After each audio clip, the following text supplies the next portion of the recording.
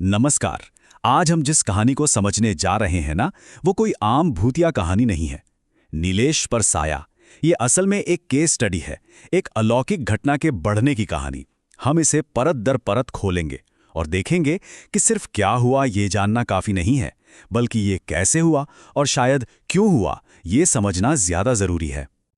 तो सबसे बड़ा सवाल यही उठता है कि आखिर कैसे कोई साया एक पूरे परिवार पर हावी हो जाता है। हम यहाँ सिर्फ घटनाओं की एक लिस्ट नहीं बनाने वाले, नहीं, हम ये समझने की कोशिश करेंगे कि कैसे एक परिवार धीरे धीरे एक अनदेखी ताकत के चंगुल में फंसता चला गया। क्योंकि यकीन मानिए, इस कहानी की बनावट में ही इसके सारे राज छिपे हैं।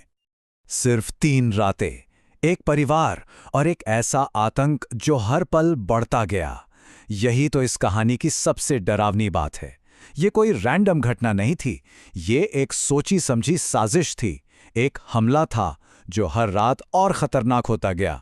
चलिए देखते हैं कि कैसे इस ताकत ने अपनी स्ट्रैटेजी बदली, परिवार की कमजोरियों को पकड़ा और उन्हें दिमागी तौर पर तोड़ने की पूरी कोशिश की। तो चलिए कहानी के पहले हिस्से पर आते हैं, दी एनॉमली, पहली मुठभेड़। सब कुछ यहीं से शुरू होता है, पहली रात से। सोचिए, एक बिल्कुल साधारण सा घर और फिर अचानक कुछ ऐसा होता है जो बिल्कुल भी साधारण नहीं है। और इस पूरे आतंक का पहला निशाना कौन बनता है? एक छोटा बच्चा, नीलेश। और सबसे बड़ी बात, वो उस वक्त घर पर बिल्कुल अकेला था। अब देखिए कि ये सब कितनी तेजी से हुआ। पहले तो सिर्फ कुछ प्लेटें गिरती हैं और फिर वापस अपनी जगह पर आ जाती हैं। फिर अचानक घर की बत्तियां जल उठती हैं। फिर एक कांच टूटता है और देखते ही देखते दीवार पर एक साया उभर आता है। ये सिर्फ डराना नहीं था, नहीं, ये एक पावर मूव था, अपनी ताकत का खुला प्रदर्शन, एक पैगाम था। और यहीं पर पहला एक्ट खत्म होता है। लेकिन एक बात सोचने वाली है, ये सब कुछ फिजिकल था, है ना? प्लेटें गिरना, कांच टूटना, लेकिन बच्चे को एक खरोच तक नहीं आई।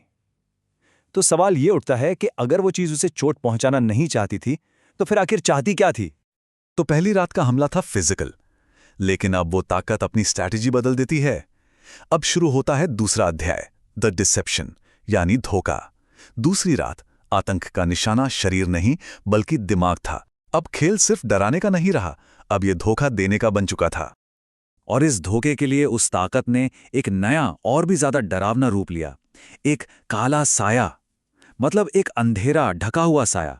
और सबसे खौफनाक बात, उसने बेटे नीलेश का रूप ले लिया था।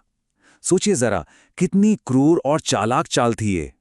यहां दिमागी आतंक अपने पीक पर था। जरा सोचिए, एक मां क्या देखती है कि उसका अपना बेटा नीलेश हवा में तैर रहा है और पूरी तरह से काले साए में लिपटा हुआ है। और फिर कुछ ही पल बाद वो देखती हैं कि उसका बेटा और पति तो बिस्तर पे आराम से सो रहे हैं। ये क्या था? ये एक ऐसा विरोधाभास है जो किसी को भी अपने दिमाग पर शक करने पर मजबूर कर दे। उस ताकत ने मां के मन में शक का वो बीज बो दिया था। तो सवाल यही है, क्या ये बस एक बुरा सपना था जो मां ने जागते हुए देखा, या फिर ये उस ताकत की एक सोची समझी साजिश थी, एक ऐसा धोखा जो परिवार को अंदर से तोड़ने के लिए बनाया गया था? ये साफ दिखाता है कि वो चीज अब सिर्फ डरा नहीं रही थी, वो उनके साथ खेल रही थी। और अब हम पहुंचते हैं कहानी के क्लाइमैक्स पर। तीसरा अध्याय, द कन्फ्रंटेशन, यानी सामना, तीसरी और आखिरी रात। अब तक देखिए, बेटा डर चुका है, मां दिमागी तौर पर परेशान हो चुकी है। अब बारी थी घर के तीसरे मेंबर की, पिता की, और इस बार सामना बिल्कुल सीधा होने वाला था। जरा इस सीन को इमेजिन कीजिए। मां ऊपर की मंजिल पर है और वो बेबस होकर देख रही है कि वही काला साया उसके पति को रसोई से ले जा रहा है। वही साया जिसने पिछली रात उसे इतना डराया था। मतलब डर और तनाव अपने पीक पर पहुंच चुका था। सिर्फ 4 सेकंड। सोचिए, बस 4 सेकंड में जिंदगी और मौत का फैसला होना था। पिता की आंख खुलती है और वो भूत ठीक उसके सामने खड़ा है। वो डर से जैसे जम सा जाता है। फिर उसे एक शॉर्टकट वाली सीढ़ी दिखती है और वो बस अपनी पूरी जान लगाकर ऊपर चढ़ता है और बाल बाल बच जाता है।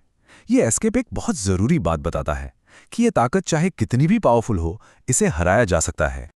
और फिर पिता एक ऐसी बात कहता है जो पूरी कहानी को, पूरी समझ को पलट कर रख देती है। वो कहता है, लेकिन वो भूत नीलेश नहीं था।